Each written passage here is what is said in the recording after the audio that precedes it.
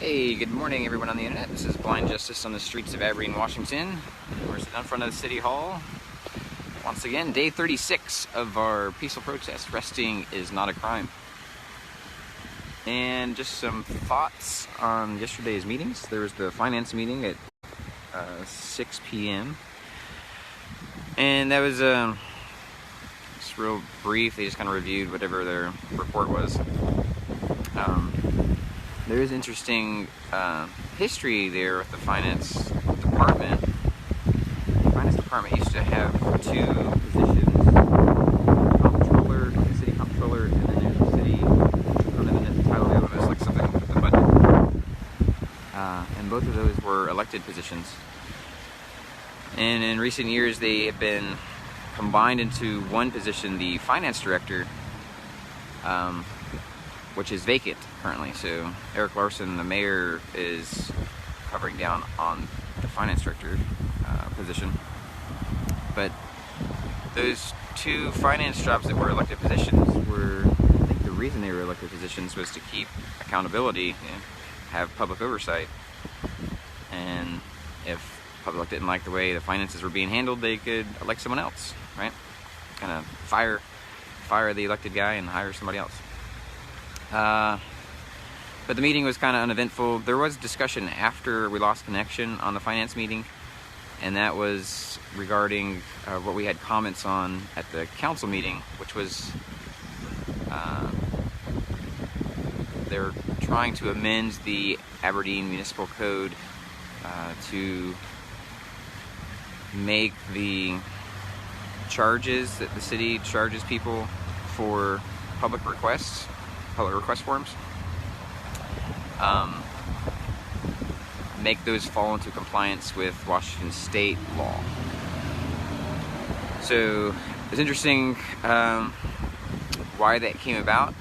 I think Patrice, I think it probably came from legal, from the city attorney, Patrice, because we have been submitting a decent amount of public requests for video and audio of different things, and meeting the audio recordings of prior council meetings, and just different forums for stuff going on in the city. And they charged us for some of those forms that they handed to us in printout form, because it was more than 20 pages. And I think the rate that they charge is 15 cents a page, which is more than the state's maximum. The state's maximum is 10 cents a page. So that, is a red flag for her. She's trying to make sure that we don't have anything that we can complain about. They're charging more here in the city than what the state authorizes people to charge, cities to charge. So there was that. But then there's the other aspect of the state's regulation on that. The maximum they can charge, I think for printed, is 10 cents a page, but also it's 10 cents a page to digitize physical copies into digital form. And so we commented on that in the finance meeting. We're like, I don't understand how you guys are wanting to charge people money to do something that's free, And my 10-year-old daughter, Lily, was there. She was recording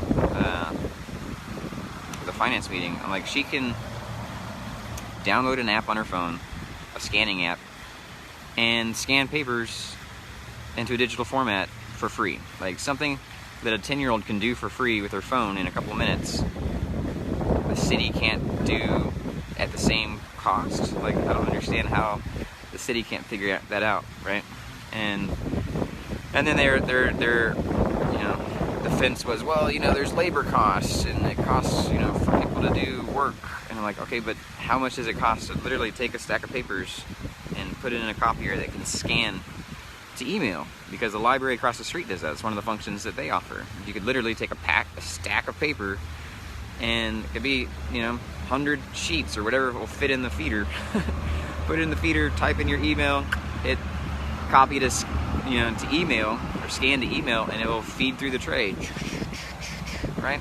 So how much labor is this? Go bloop, beep, beep, beep, beep, beep, beep. Like, you can't tell me that's, that labor is that it's worth that much money, to charge people 10 cents a page to do that. So we brought that, to their attention in that meeting, and then we questioned it at the council meeting. And thankfully they decided to table that vote until they could do more research on what actually it costs to do digitization, and what kind of labor is involved in that. So I think maybe they're going to try to price out what other cities are doing. So that was a positive thing that they ended up tabling that. So that was the finance meeting in a nutshell.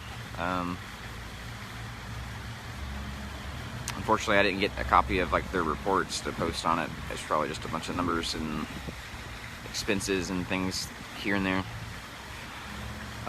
which could be interesting, to get those and post them. But then the next meeting was the public safety meeting. That one was relatively uneventful.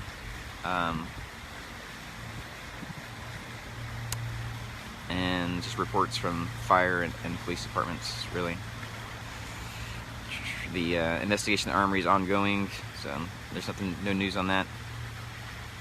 At the end, I did, bring their attention to some of the obstacles on the sidewalks, things that aren't in Americans with Disabilities Act regulations. So they got to be at least 80 inches of overhead clearance, of vertical clearance, so people, 6'8", under 6'8", don't hit their heads on things like the branches on some of the trees on the sidewalks downtown, and some signage. There's some signs that aren't that high.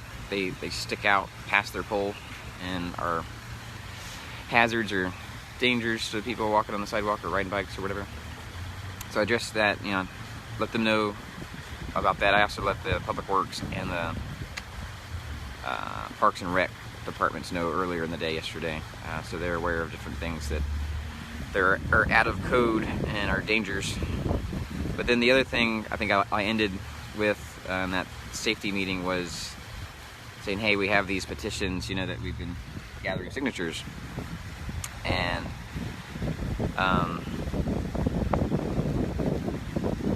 we invited them to sign the petition to repeal the sit-lie ordinance, because in one of the prior safety committee meetings I went into, I think it's probably the first one I went into, we got an audio recording of the chairperson, Tim Alstrom, saying that, because the question was, how is sitting or lying on the sidewalk a safety concern? And he says, well, it becomes a safety concern when the police go to enforce it. It's like, oh. So, hey, good morning. So therefore you're creating a public safety concern by creating these ordinance, right? So my comment last night was, well, let's help us address this public safety concern that you've created by repealing the ordinance so that it doesn't get enforced. You don't have, cops going to try to move people along.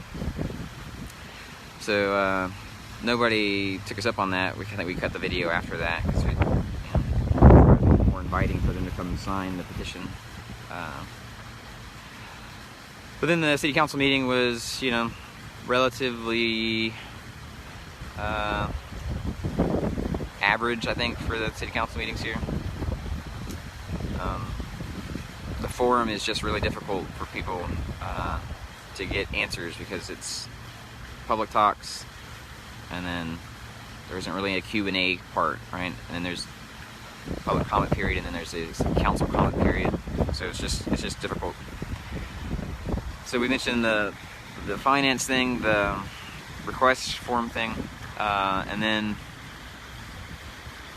there's a transportation improvement plan that you guys can check out on the page. We have it posted here. So if you have any things you want to try to add to it, they can take suggestions, recommendations all year long. Sidewalks, streets that in your neighborhood, or areas that need to be improved.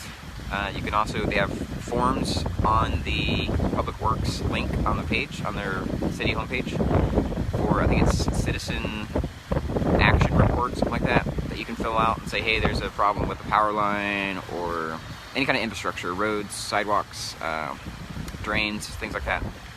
You can let them know. You can even do it when you do it online. You can, I think, attach pictures and things like that, so they can see exactly what the problem is. But then we had Harbor Rising spoke and said, hey, this is what we're calling for. You guys repeal the ordinance internally, and work on housing. Let's start a plan for developing permanent housing solutions, part of which can be state of emergency, the mayor could declare for the state of homelessness here, and then a shelter, just in the immediate future, with it before October, I think mid-October, have some kind of shelter built, because that's when it starts to get cold, so that people don't freeze outside. And I think I spoke and said something like we're over halfway to our mark for signatures. We're going to repeal it. I just kind of echoed the sentiment. You guys can repeal it internally, save the city clerk a bunch of heartache, a bunch of time for going through all the signatures. And then the mayor really was the only one that had comment on their side, and first he said he was frustrated that he didn't get a personal invitation to the rally last Saturday, or I guess 2 Saturdays ago. And that's interesting, because we really didn't personally invite anybody. It was there's an invitation put out for the public, on this page, on the Harbor Rising page, on the local paper, the Daily World, published it prior to the event. And the city even actually had a permit, so there was a permit involved for part of the rally, right? The setting up a microphone here on the steps. So if that was his concern, was, I wasn't informed about you guys having a microphone and a speaker at an event on the steps of City Hall. It's like, well, City Hall approved it. So that was interesting that he was upset he didn't get a personal invitation, because he's part of the public. So the public was invited. If he wanted to join, he could have joined. But it's cool. He's visiting family. He's taking care of stuff personally. But then his other comment that he's open for dialogue and to have conversations. Yes, absolutely. Everybody that's been advocating for the homeless has been trying to have dialogue with anybody we can have. That's what I've been saying constantly on my videos. Anybody wants to talk, please come down. I literally sit outside City Hall for several hours every day at the start of business, so everybody knows where I am. During business hours, let's have a discussion about this issue, and haven't yet to been approached volitionally, just out of anybody's own interest or intrigue from the city side, city officials. Some while they're passing in, kind of talk. Hey, good morning. And then, but not really to sit down and hash things out and talk about ideas. A couple council people have returned phone calls after a long time, but that's about it. So yeah, it's been an open discussion. It's been an open invitation to just discuss and solve the issues. So at least now, I think they're wanting to, or he publicly said that he's wanting to have a open house or a town hall meeting, which has been called for basically every council meeting for 5 or 6 council meetings. We need a town hall to discuss this. We need a town hall to discuss this. Different people, not just me, other people that I don't even know were asking, we need a town hall, saying it in the city council meeting. We need to have dialogue. Let's discuss the issues. And so finally, after there was a rally that he wasn't invited to, maybe he felt a little embarrassed about, then he's like, why aren't we talking? We've been trying to talk. Maybe now you guys are listening, so now we can talk. So that's where we're at. We're excited that they're listening now, and we can maybe move forward, together in a conversation and try to get some solutions to some of these issues. All right, I was rambling on for enough. And you guys have a great day. I'll probably move on to post office again today. Did pretty good with signatures there. So peace and love to you. Oh, there is a meet and greet at the Aberdeen Revitalization Movement office, which is across the street from the DNR Theater. It's on I Street, which is this road that I'm right by, one that the City Hall and the library's on. It's just a block and a half south of me. So that's at 11, it's between 11 and 1 p.m. That's what Will said on his comment. So they have a new newspaper that they're launching, and it's just really to talk about that and other things that's going on in the city. So I'm going to plan to be there for that, for at least a piece of it, maybe record it if he's cool with that. And yeah, come on down and let's check it out. All right, peace and love, Dave Presto Lee Bear.